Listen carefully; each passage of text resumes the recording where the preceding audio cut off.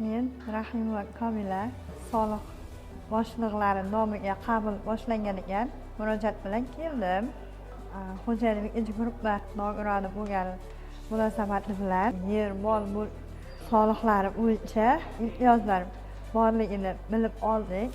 Menga tushuntirib berishdi. Hujjatlarimni soliq idorasiga borib, imtiyozlardan foydalanamiz. Mana shunday qabullarni bo'lib o'tishi mana biz fuqarolarga kerak ekan.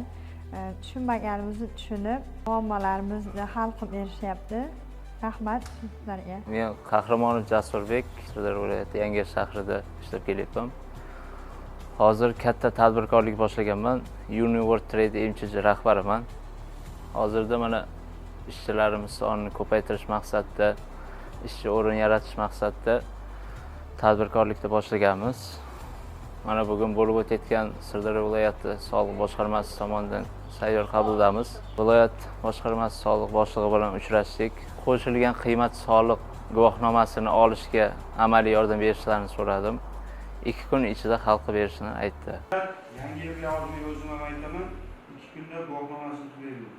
Xudo xolasa Sirdaryo viloyati soliq boshqarmasidan minnatdormiz. Men Norqulova Nodira Abdumo'minova ish faoliyatimni 2017-yil boshlaganman. 7 million kredit olib, o'shani qurishga boshlagandim. Dekabr oyida soliq boshqarmasiga murojaat qilgandim. Imtiyozli kredit ajratishga yordam berishdi. Endi yana ham mablag' kerak. 50 million, 100 million kengaytirmoqchiman. Biznes loyihasini gaplashdik.